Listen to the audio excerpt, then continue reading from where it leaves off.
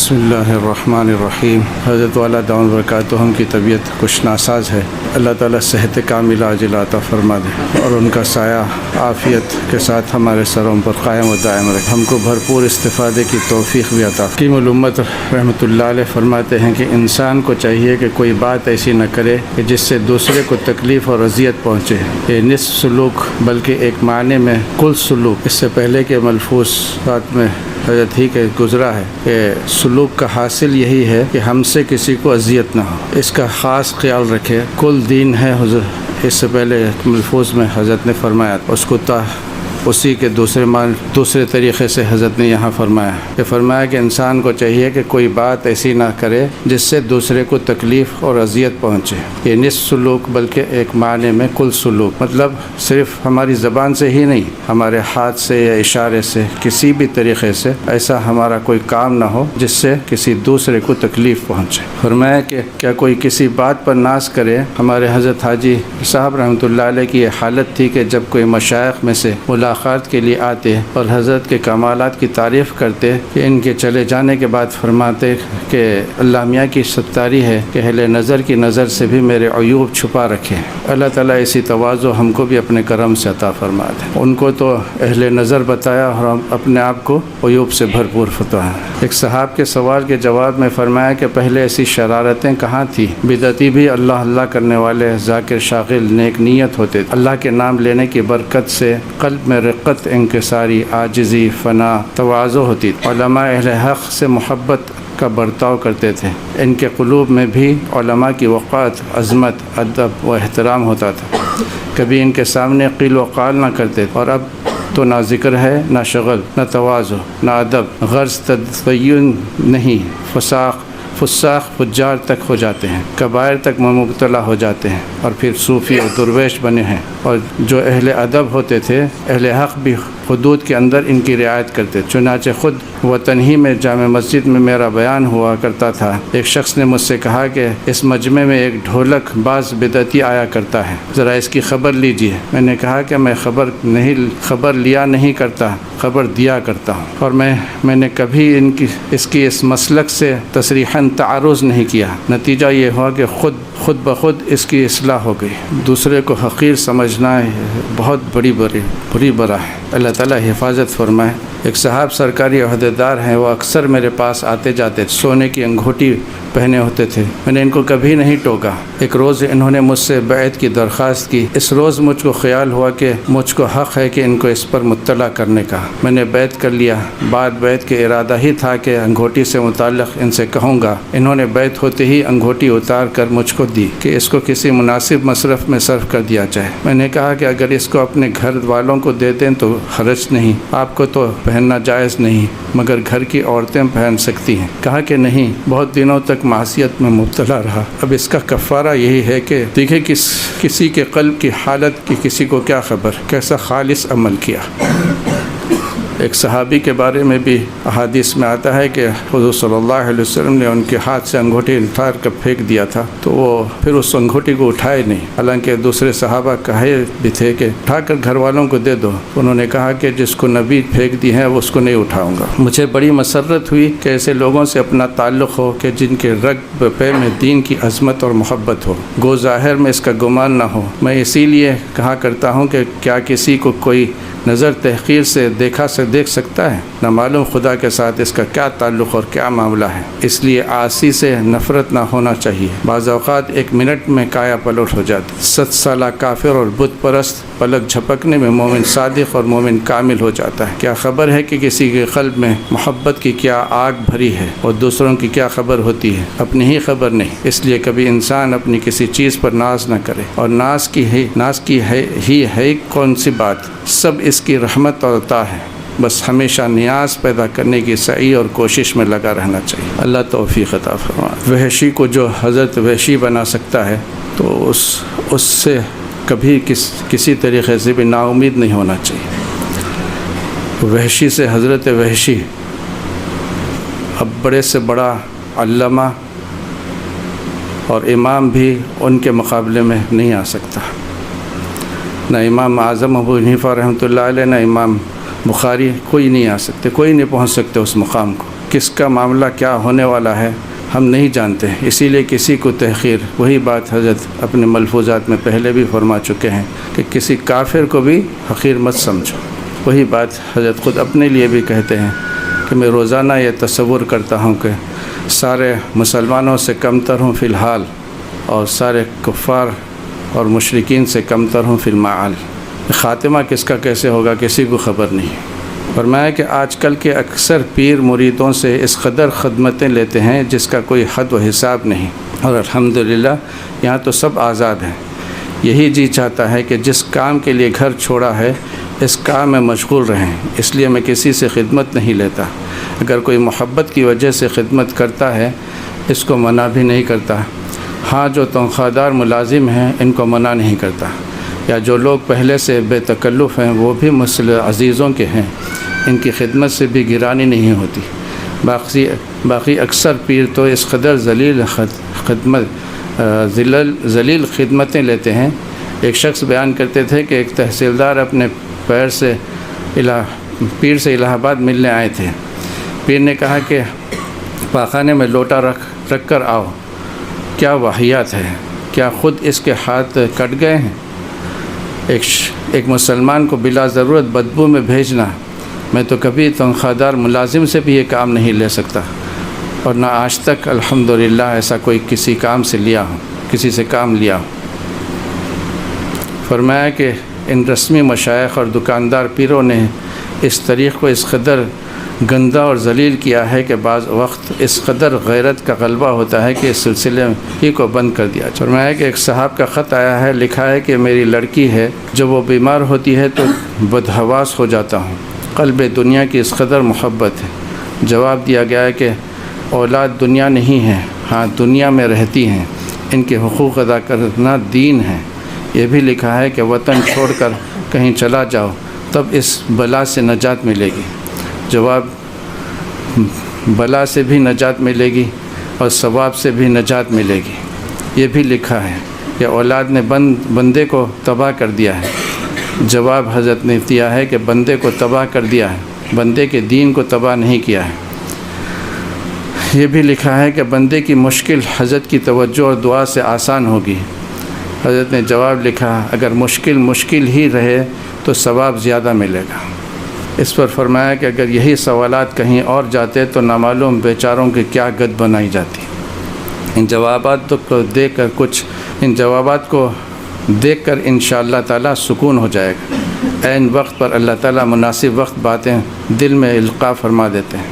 لکھ دیتا ہوں، صحیح علم نہیں ہونے کی وجہ سے لوگ جو ہے دین اور دنیا کو بانٹ دیے ہیں، حالانکہ ہر مسلمان کا ہر کام اگر اس کی نیت صحیح ہے تو ہر کام دین ہے، دنیا ہے ہی نہیں۔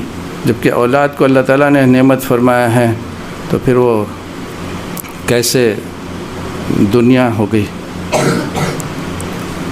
اسی لیے اہل اللہ کی ضرورت پڑتی ہے، رہبری کی۔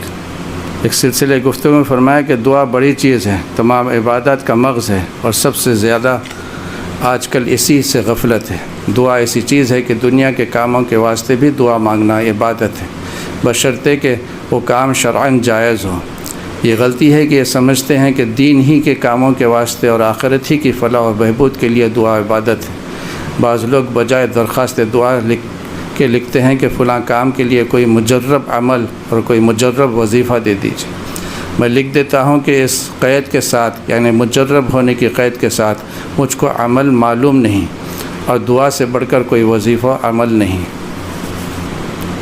ایک صاحب کے سوال کے جواب میں فرمایا کہ حضرت حاجی صاحب رحمۃ اللہ علیہ اس فن طریق کے امام تھے، مجدد تھے۔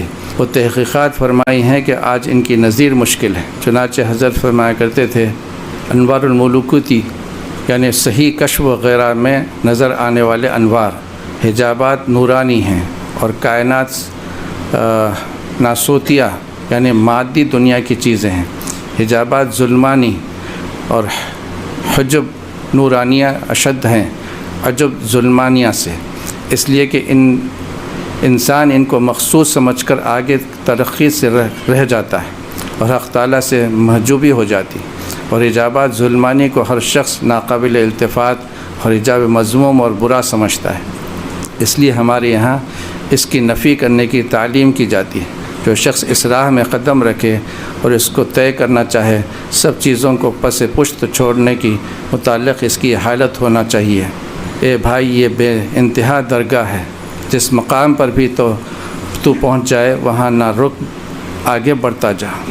اسی طرح اشتغال وغیرہ اس طریق میں تدابیر کے درجے میں ہیں۔ یہ سب دوائیں ہیں، غذا نہیں ہیں، اور دوا کبھی مقصود نہیں ہوا کرتی۔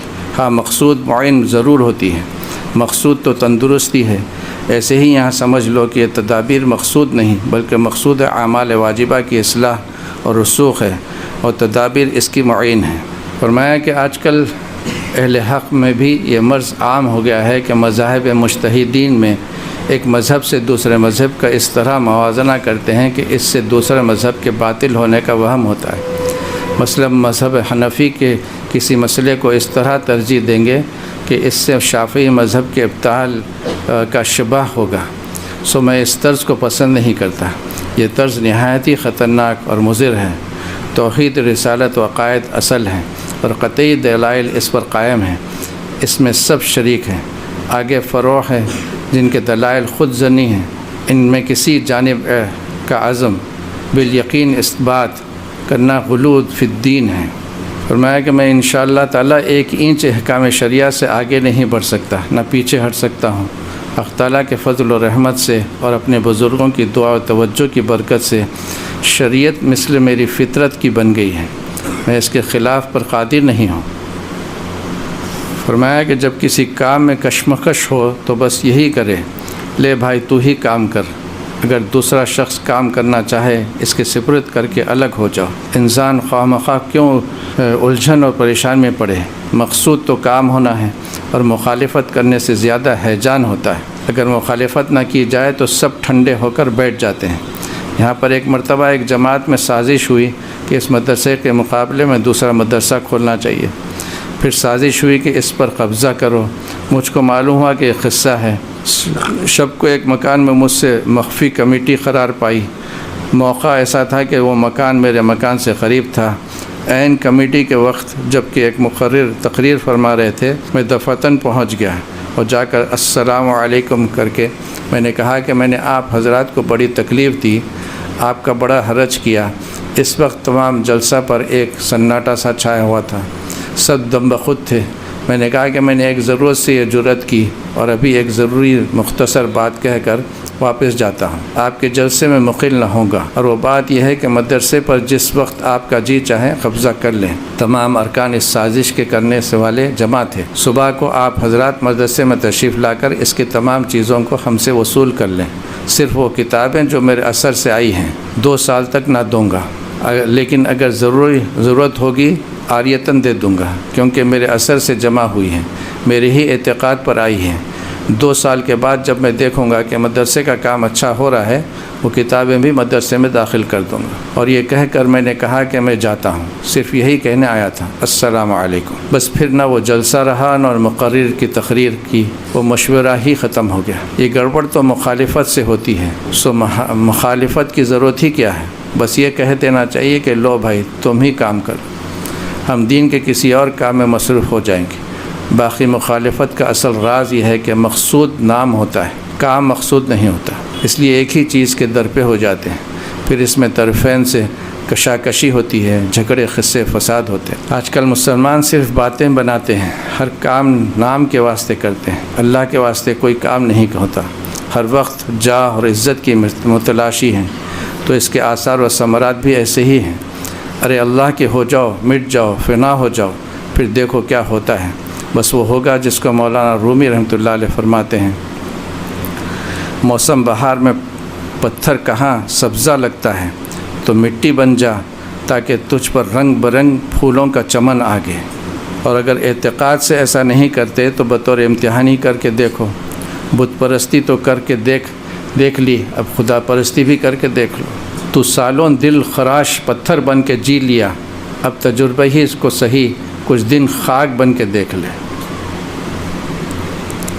اور حزب سنت اللہ یہ اسی وقت ہو سکتا ہے کہ کسی کامل کی معیت اور صحبت نصیب ہو، اس کی صحبت سے قلب کے اندر جذب پیدا ہوگا، پھر اس چیز کے پیدا ہو جانے کے بعد ساری عمر کے لیے ایک بجلی قلب کے اندر پیدا ہو جائے گی اور وہ کندن بنا دے گی۔ یہ صحبت کامل ہی اکثیر اعظم ہے، مگر افسوس اسی سے غفلت ہے۔ یہ وہ چیز ہے کہ تو اگر سنگ خار مرمر بھی کیوں نہ ہو، کسی صاحب دل کی خدمت میں حاضر ہوگا تو گوہر ہو جائے گا۔ وہ بظاہر تجھ کو یہ معلوم ہو رہا ہے کہ یہ صحبت ایک اپنے جیسے ہم جنس کی ہے، لیکن یہ سمجھنا سراسر غلطی ہے اور اپنے پر اس کو قیاس کرنا صحیح نہیں ہے۔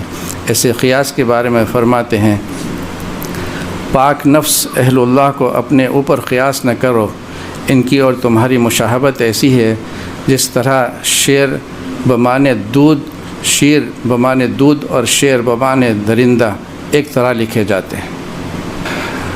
حضرت شاہ حکیم اختر صاحب نور اللہ مرقدہ فرماتے ہیں، ابلیس جو ہے وہ آدم علیہ السلام کے مٹی کے پتلے کو دیکھا، لیکن اس پتلے میں اللہ تعالیٰ نے نور نبوت جو ان کے دل میں عطا کیا تھا اس کو پر اس کی نظر نہیں گئی۔ اگر اس پر نظر جاتی تو پھر وہ سجدہ کرنے سے انکار نہیں کرتا۔ نظر صرف وہ اس مٹی کے پتلے پر گئی۔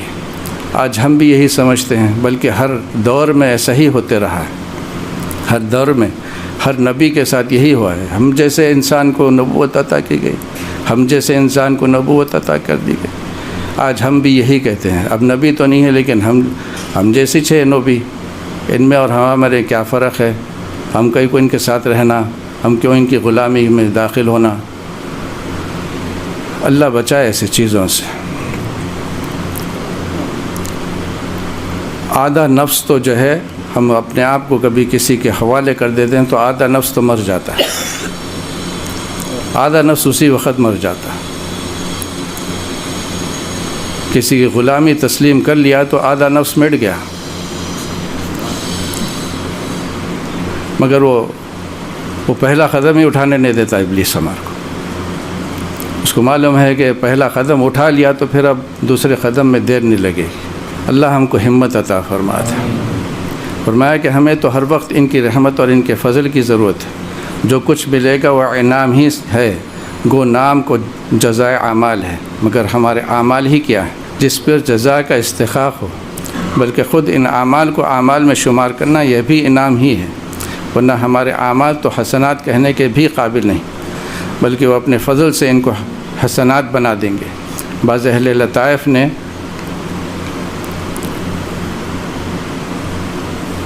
اولئک یتبدل اللہ سیئاتہم حسنات کی یہی تفسیر کی ہے۔ پھر ایک بڑی رحمت یہ ہے کہ ہمارے اعمال محدود اور جزا غیر محدود، اور میں نے جو کہا ہے کہ وہ جزا برائے نام ہے ورنہ محض عطا ہی ہے، اس کی دلیل خود قرآن میں ہے، جزاء من ربک عطاء حسابا۔ اس تقریر سے اس شبہ کا بھی جواب ہو گیا کہ اگر وہ جزا ہے تو عطا کیسی، اور اگر عطا ہے تو پھر حساب کیسا؟ جواب یہ ہے کہ جزا صورتاً ہے اور عطا حقیقتاً ہے، اور حساب جزا یا عطا کے لیے نہیں بلکہ خود اہل عطا میں تفاوت کے لیے حساب ہوگا، باقی عطا بغیر حسابی ہوگا۔ اس کی ایک مثال خود حضرت رحمۃ اللہ علیہ نے دی تھی کہ یہ ایسے ہی ہے، ہم جیسے ایک صاحب حضرت کو پنکھا چل رہے تھے، تو پنکھا چلتے چلتے کبھی ادھر لگا دے رہے تھے کبھی ادھر لگا دے رہے تھے، تو حضرت نے فرمایا انہوں یہ سمجھ رہے ہیں کہ میں حضرت کی خدمت کر رہا ہوں اور میں یہ سمجھ رہا ہوں کہ میں ان کو بھگت رہا ہوں۔ تو ہم جو ہے کچھ نماز روزہ ذکر اذکار تلاوت کر کے یہ سمجھتے ہیں کہ ہم تو بہت عبادت گزار بن گئے، رات کو اٹھ کر 2 رکعت پڑھ لی تو بس اب تو 7ویں آسمان پر پہنچ گئے، اب تو جنت پکی ہو گئی، اب تو جنت ملنا ہی چاہیے، ہم یہ سوچتے ہیں۔ اور اللہ تعالیٰ کا کرم ہے کہ وہ اس 2 رکعت پر ہماری پکڑ نہیں ہوئی کہ کیسے 2 رکعت ہوتی ہیں ہماری۔ یہ رکعت اللہ اکبر بول کے ہم تکبیر تحریمہ تو باندھتے ہیں، اس کے بعد کہاں گم ہو جاتے ہیں، ساری دنیا گھوم کے آ جاتے ہیں۔ اب اس کے پر اگر ہماری پکڑ نہیں ہوئی تو بس ہے نا، لیکن ہم 2 رکعت پڑھ کر اپنے آپ کو کیا سے کیا سمجھتے۔ ایک سلسلہ گفتگو میں فرمایا کہ آج کل کے لوگ طرح طرح کے ڈھونگ بناتے ہیں، امتیازی شان کا اہتمام رکھتے ہیں، لیکن کیا کریں ہماری نظروں میں نہیں سماتے۔ سچ تو یہ ہے کہ ہم کو تو ہمارے بزرگ بگاڑ گئے، کس طرح کے سادہ زندگی گزار گئے، بس ان کا جو رنگ ڈھنگ دیکھا وہی پسند ہے، آج کل کے ڈھونگ اور بناوٹی پسند نہیں۔ ہمارے بزرگوں میں ایک خاص بات یہ تھی کہ خودداری کا نام و نشان نہ تھا، ملے جھلے ہنستے بولتے رہتے تھے، مگر دل میں ایک عشق کا انگارہ دہک رہتا تھا۔ میں نے اس ہنسنے پر ایک مثال تجویز کی ہے کہ جیسے تو ہنستا ہے مگر ہاتھ لگا کر کوئی دیکھے پتہ چل جائے گا کہ کیسا ہنستا ہے۔ ان کے قلب میں خدا کی محبت کی ایک آگ بھری تھی، ہر وقت خشیت کا غلبہ رہتا تھا، شب و روز آخرت کی فکر لگی رہتی تھی۔ یہ بات اس درجے کی کسی جماعت کے بزرگوں میں نہیں دیکھی۔ بزرگوں سے سنا ہے کہ صبح کی نماز کے بعد 41 بار الحمد شریف پڑھ کر پانی پر دم کر کے مریض کو پلا دیا جائے تو امید نفع ہے۔ یہ بھی ایک اہم ملفوظ ہے حضرت کا۔ ایک صاحب نے عرض کیا کہ حضرت میں ایک جگہ مدرس ہوں، بعض لوگ اوقات تعلیم میں پاس آ کر بیٹھ جاتے ہیں، ان سے باتیں کرنے میں جو طلباء کا حرج ہوتا ہے، کیا یہ خیانت ہوگی؟ فرمایا کہ بے شک خیانت ہے، ان لوگوں کو منع کر دیا جانا چاہیے، منع کر دینا چاہیے کہ کام کا وقت ہے۔ عرض کیا کہ جو اس وقت تک ہو چکا یا آئندہ اتفاقاً ایسا پھر ہو جائے تو کیا اس کو کوئی بدل ہو سکتا ہے؟ فرمایا سوائے توبہ کی اور کوئی بدل نہیں۔ عرض کیا کہ خارج اوقات میں کام کر دیا جائے؟ فرمایا کہ یہ بھی اس کا بدل نہیں، فرضوں کے قائم مقام نفلیں تھوڑی ہی ہو سکتی ہیں، کام کے وقت کام کرنا چاہیے اور لوگوں کو منع کر دینا چاہیے۔ حضرت ابراہیم بن ادھم رحمۃ اللہ علیہ کا ایک واقعہ حضرت ناظم صاحب دامت برکاتہ ہمیں 2-4 مرتبہ تو کم سے کم سنا حضرت سے کہ ایک مرتبہ حضرت ابراہیم بن ادھم رحمۃ اللہ علیہ کہیں جا رہے تھے، رات کا وقت ہو گیا، عشاء کی نماز پڑھی، اب گاؤں کو چھوٹا سا مقام تھا، مسجد میں سوچا کہ اب رات گزار کر صبح چلے جاتے ہیں، تو وہ مؤذن صاحب سے کہا کہ بھائی میں مسافر آدمی ہوں، رات یہیں ٹھہر جاتا ہوں، صبح چلے جاتا ہوں فجر پڑھ کر۔ تو وہ مؤذن صاحب اپنی عہدے کا استعمال کرے باتیں، انہوں نے کہا کہ یہ سب ایسے ہی ڈھونگی باز ہوتے ہیں، مسافر کچھ نہیں، تم ابراہیم بن ادھم آ گئے تو میں نہیں ٹھہرنے دوں گا۔ انہوں نے سوچا کہ اب بھول ہی دیا ہے تو اب بول کے بھی فائدہ نہیں ہے کہ میں ہی ہوں۔ بیچارے باہر نکلے، سردی کا زمانہ تھا، سردی خوب کڑاکی کی تھی، باہر نکل کے دیکھا ادھر ادھر تو تھوڑی دور پر جو ہے ایک آدمی وہ آگ دھنک رہا تھا، بھٹی میں کچھ وہ بھٹی کا کچھ کام کر رہا تھا۔ انہوں نے سوچا کہ چلو بھائی یہیں پر رات گزار لیتے ہیں، گرمی بھی رہے گی اور رات بھی گزر جائے گی۔ تو وہاں اس کے پاس گئے، اس کو سلام کیا تو انہوں نے جواب نہیں دیا، ایک ہاتھ کے اشارے سے کہا کہ وہاں بیٹھ جاؤ بس۔ تو جب تہجد کا وقت آیا تو اب وہ بھٹی دھکنا بند کر دیا اور اس وقت وعلیکم السلام ورحمۃ اللہ وبرکاتہ کا۔ ان کو بڑی حیرت ہوئی کہ اتنی دیر گزر جانے کے بعد ابھی السلام کا جواب دے رہے ہیں۔ تو انہوں نے پوچھا کہ بھئی آپ اتنی دیر تک سلام کا جواب نہیں دیے؟ تو انہوں نے کہا کہ اگر میں آپ کو سلام کا جواب دیتا تو پھر خیر خیریت میں 5-10 منٹ نکل جاتے کم سے کم، اور میں جو ہے یہ مزدوری پر کام کرتا ہوں، اتنے وقت کی مزدوری لیتا ہوں تو اتنی مزدوری میری حرام ہو جاتی، اتنی دیر کی مزدوری میری حرام ہو جاتی۔ تو ان کو بڑی حیرت ہوئی ابراہیم بن ادھم رحمۃ اللہ علیہ کہ کیسا آدمی ہے، دیکھو ماشاءاللہ، عقل حلال کی کیسی فکر ہے اس کو۔ تو پھر انہوں نے پوچھا کہ آپ کون ہیں، کہاں سے آئے ہیں، کیا آپ کا وہ ہے؟ انہوں نے کہا کہ میں ابراہیم بن ادھم ہوں۔ انہوں نے فوراً اللہ اکبر کہا۔ پھر پوچھا حضرت ابراہیم بن ادھم رحمۃ اللہ علیہ نے پوچھا کہ بھئی کتنی مزدوری ملتی ہے آپ کو؟ انہوں نے کچھ بتایا کہ 6 آنے 5 آنے جو بھی ملتی ہیں تھے، تو اتنی ملتی ہے، اس میں سے جو ہے کچھ میری ایک بیوہ بھاوج ہے تو اس کو دے دیتا ہوں، اور کچھ باقی کا میں اپنے خرچے صرفے میں گھر کے بیوی بچوں کے خرچے میں آتا ہے۔ پھر اس بھٹی والے نے کہا کہ میں کئی برس سے اللہ تعالیٰ سے دعا کر رہا تھا کہ اللہ، میں نے سنا ہے کہ ایک بادشاہ آپ کی محبت میں اپنی سلطنت چھوڑ کر وہ فقیری اختیار کر لی ہے، تو اللہ مجھے ان سے ملاقات کرا دیجئے بس، اور ان کے قدموں میں میری روح قبض کر لیجئے۔ تو انہوں نے کہا کہ اللہ تعالیٰ نے میری دعا قبول کر لی، بس کلمہ پڑھا اور وہیں پر جان دے دی۔